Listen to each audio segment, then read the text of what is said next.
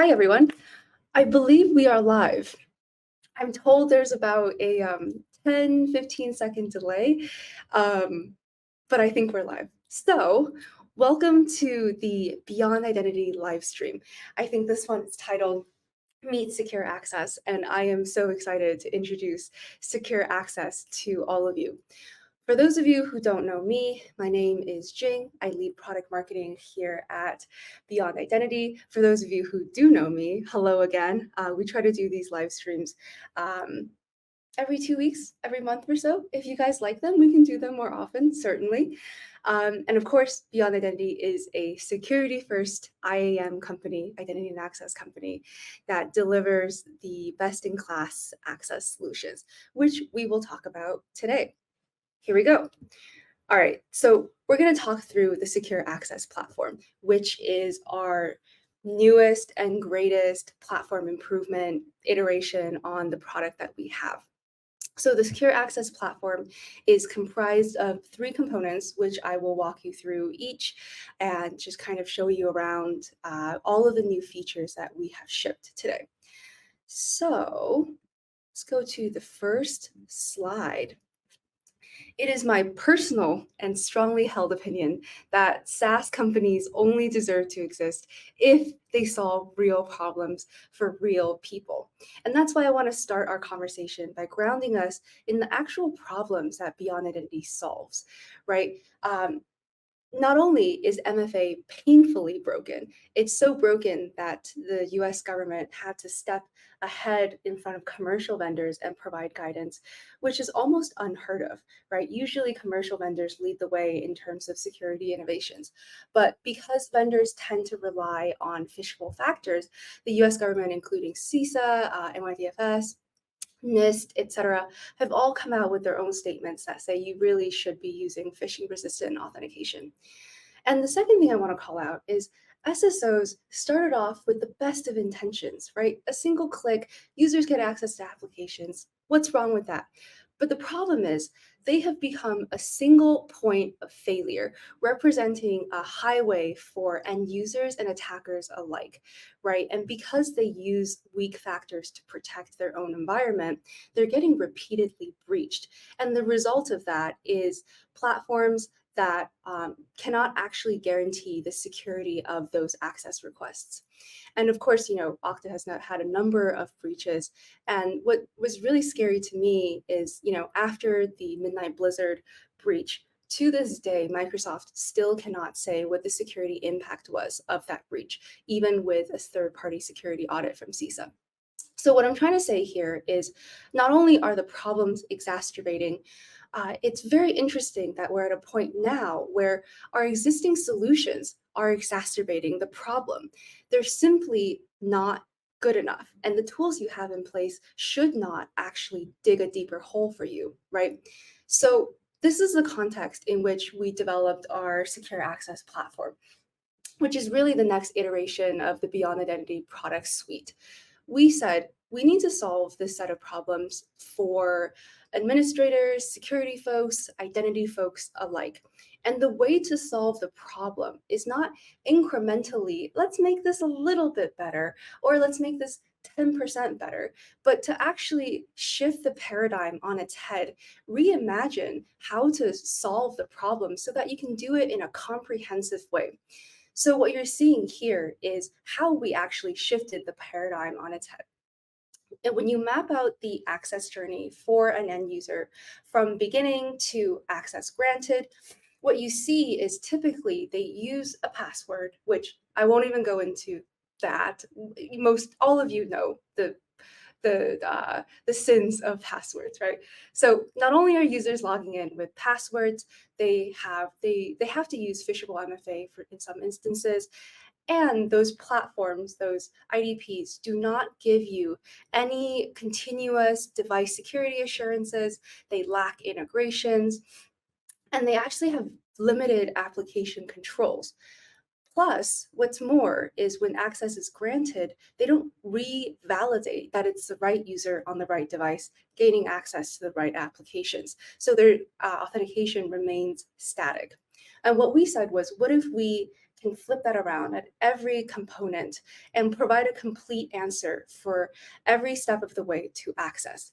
And even when access is granted, what if we can continuously reevaluate that it's still the right user on the right device and gaining access to the right applications, right? You'll hear me talk about continuous a lot, and this is because risk changes over time. That's just the fact of it. Configuration drifts happen. And we don't want you to have just a static point in time view into user and device risk. As I said before, Secure Access Platform is comprised of three core components, one around diagnostics, two around zero trust authentication, and three around our new security first SSO. And this SSO is a culmination of all of the security guarantees that we can provide you. And it allows us to complete the story around access. Because as a delegated authentication provider, we actually were limited in terms of the kind of granularity that we can give you in terms of access controls. So now, with an SSO in place, you can actually reap the benefits of a complete platform. So just so you have a roadmap for how this time will go today, I'm going to talk to you first about our sort of core product pillar for zero trust authentication. This is because this remains our bread and butter. This is what our business went to market with first. And even though a full demo of this would probably take an hour, I want to share some exciting innovations that we were able to push out in our latest release. And then I'll talk to you about the diagnostic tooling we have in place, and we'll finish with the SSO experience. So let's jump in. All right. For zero trust authentication, the two innovations that we shipped recently are around improved Linux support and expanded integration marketplace. So Linux is really interesting, right? Because it's historically been a kind of a redheaded stepchild in terms of operating systems. And, even from the founding of our company, we said we can't leave Linux behind. So we already have a first of its kind Linux platform authenticator. And what that does is it provides you passwordless single device phishing resistant authentication. But now, especially now, that Microsoft Intune and Defender are expanding their capabilities for Linux support, we also want to support you on this journey and give you some additional policy attributes. And of course, we won't stop there, but that's the first aspect that I'm going to show off today. The second is the integration marketplace. We pride ourselves on not being playground bullies when it comes to integrations, right? We are friends with every kid on the security playground. So with this iteration of the integrations marketplace, what we're doing is we're expanding the contextual information that you can gather. All right, enough talk. Let's get into the platform. Perfect. You should be able to see the admin console. And let's jump into policy. This is the sort of brains of our platform, the policy engine. Let's first take a look at what we're able to do around Linux. So let me drop down into device platform is Linux.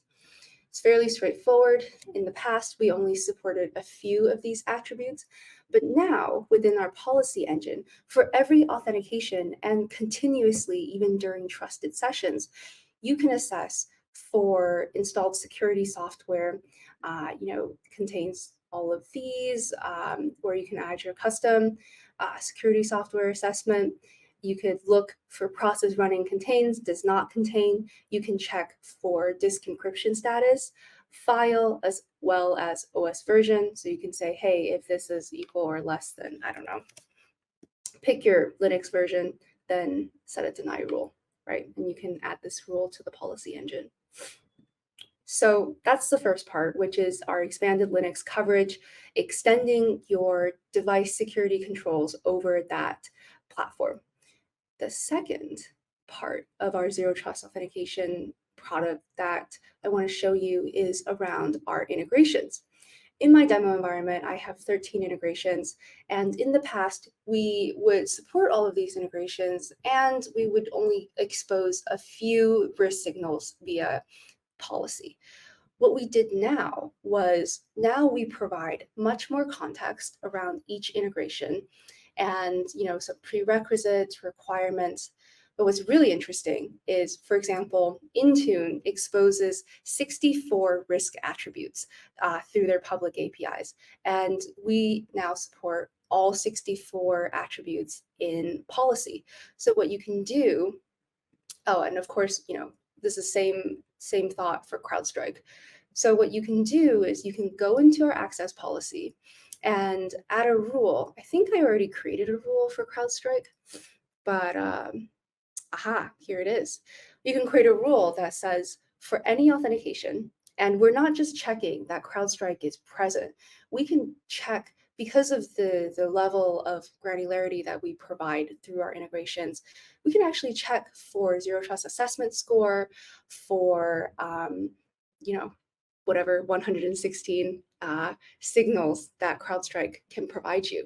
You can say, hey, please deny this if this rule is true for that endpoint, or you can say, only allow this user to log in if they can provide me an additional step up biometric. So this is typically when the risk level is not exceedingly high, but you still want additional verification. All right, now let us move on to identity and device security. So the reason that we pushed out a set of features around risk diagnostics is it turns out you can't protect what you can't see. And it's really difficult to see two things. One is your current configurations in your SSO, and two are device risks, specifically around unmanaged devices. Let me hop over to my screen and I can show you what that looks like. The first product I want to share with you is a product called Access 360. So because you can't protect what you can't see, this product is meant to actually help you visualize all of the authentication paths that are configured within your existing SSO. The use case here is you can quickly understand what you have configured and if there's anything that's misconfigured. We believe that configuration complexity is not just an admin experience issue, right? It actually creates vulnerabilities. And we ended up seeing this when we tested out this product with our customers. At first, we thought it would just be an interesting, informative tool. But it turns out about 80–85% of customers who use Access 360 end up discovering something that they don't expect.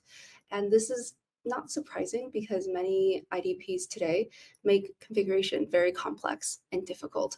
And then my personal favorite is then they have the audacity to charge you more money to actually see the risks within their own environment, which of course it makes so much sense. Anyways, for Access 360, all you need to do is set up a read-only integration. And what this report will do is it will categorize the risky factors that are currently live within your environment through which users are able to gain access to their applications. Something interesting that I learned is that, for instance, Okta has a default, allow with password policy that sometimes folks forget to turn off, or it's buried in their access policies, so they don't actually are not actually able to protect against that with stronger factors. Now, the second thing I want to show you is around device security. So let me share my screen here. Okay, perfect.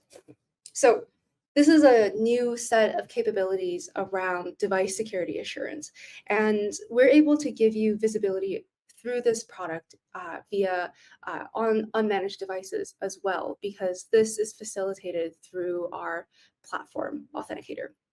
Now, what you're seeing here is the device's overview page, and here's where you can get a very quick overview into the misconfigurations across your fleet, You can click on it to filter it. You can also quickly glance at the OS versions that are currently active within your fleet. And should you wish, you could dig deeper into device details.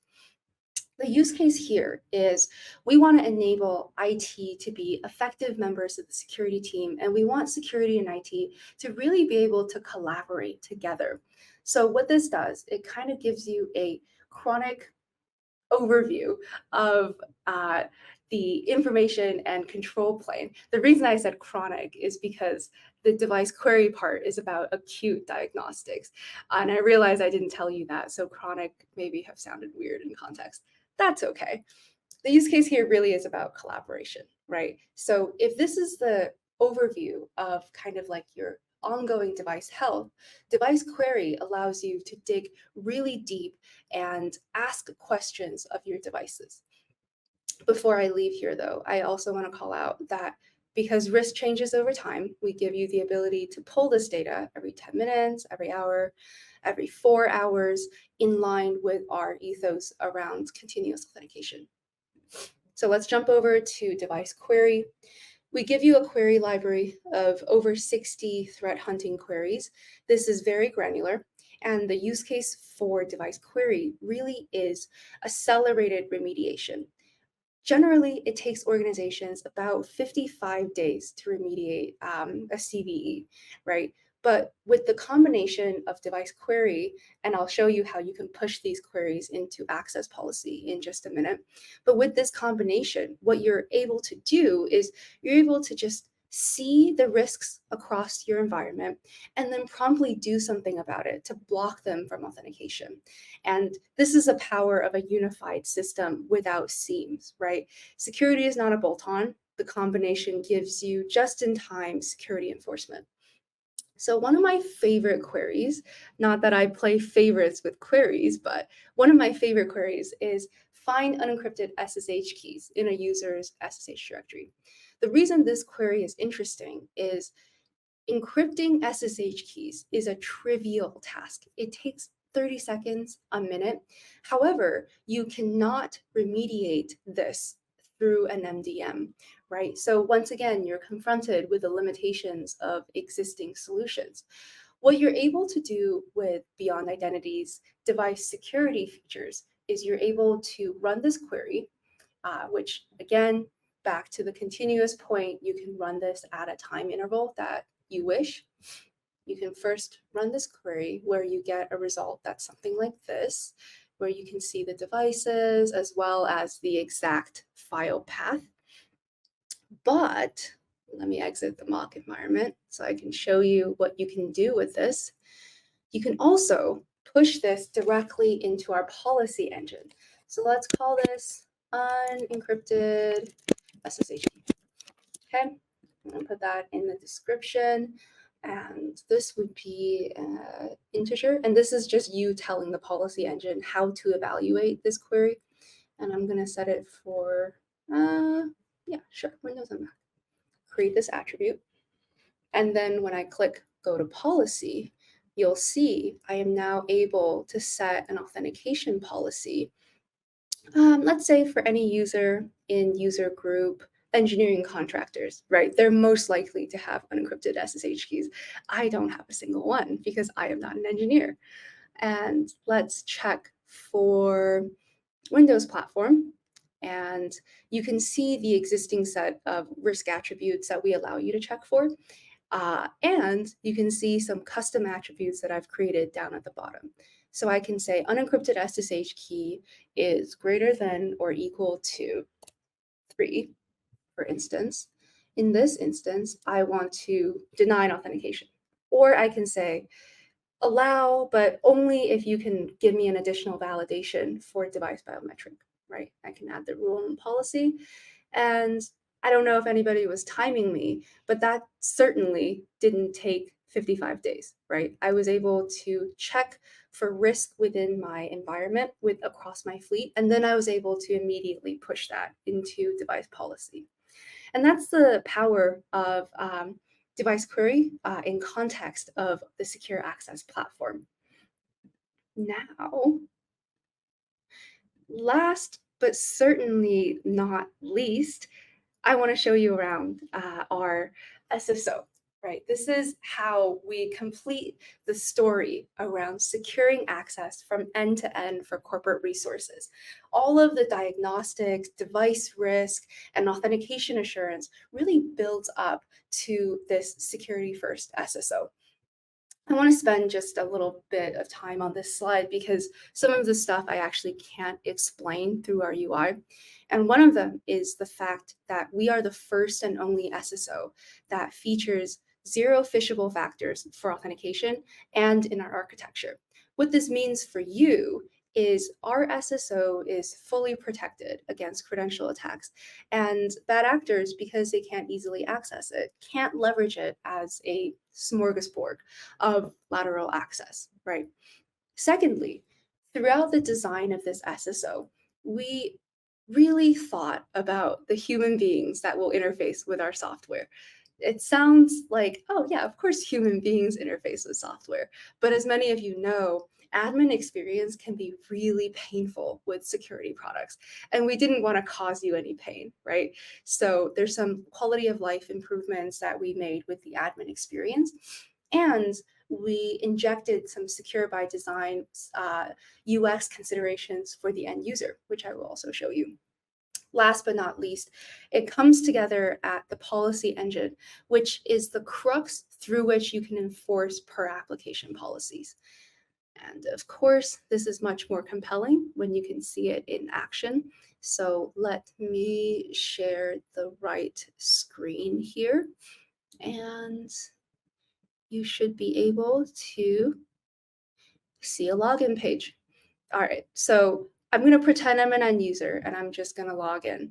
Now it's going to prompt me for my biometric, and I'm going to provide that biometric.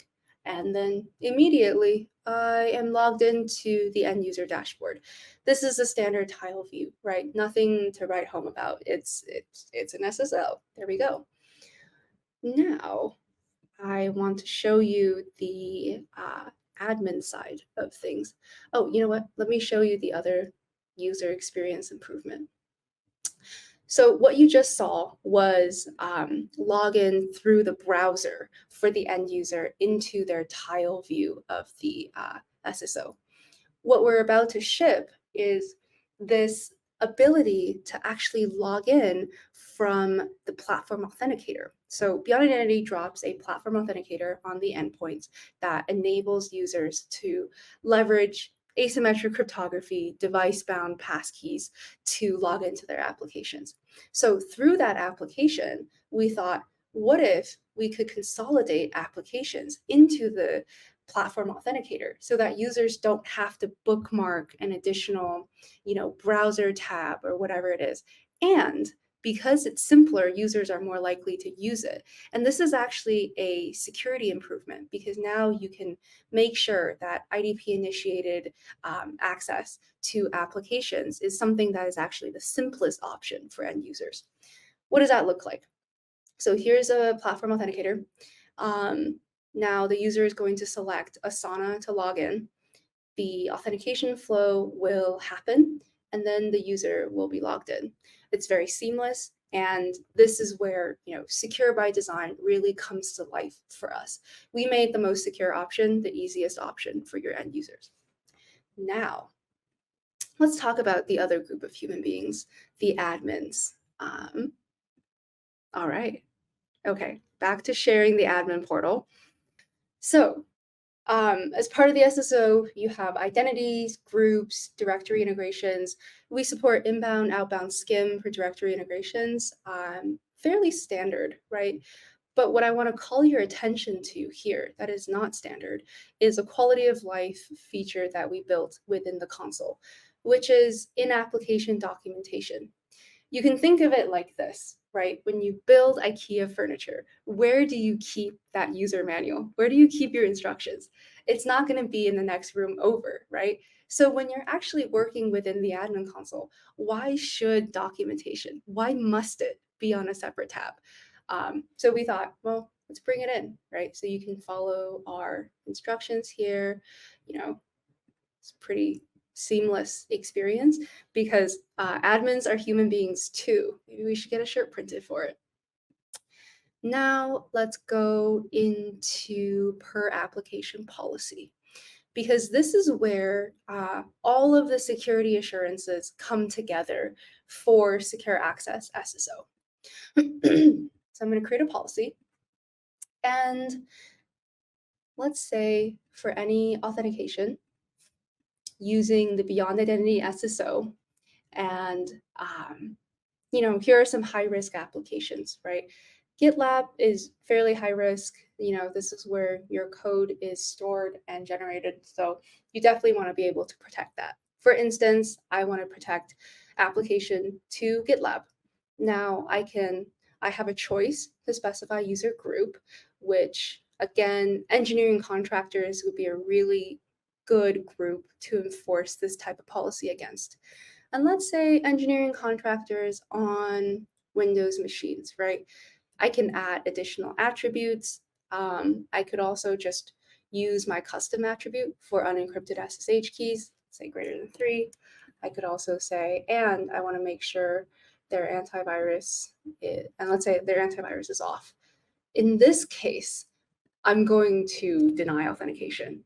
This is my risk tolerance cannot handle this. I want my engineering contractors to have encrypted SSH keys and to have an antivirus on. So because if a user or a device does not meet this criteria, then I will set a deny policy. And then I can add the rule into the policy, publish those changes. And the next time an engineering contractor tries to authenticate who do not meet that criteria will no longer be able to authenticate. So this is where it all comes together. This is a unified platform where all authentication is phishing resistant by default. You get real-time risk signals that we natively collect and that you can collect from third-party integrations. And to bring it all together, you have an SSO that is able to allow you to set per application policy and by default defends you against modern threats, including credential theft and all the rest. You know what? The last thing I will tell you about, which is very exciting, and this is just announced today. This is why you join live streams, right? You get the first off the press everything. You are now probably the first people to know that Beyond Identity is hosting our first customer conference in September 12th in New York City.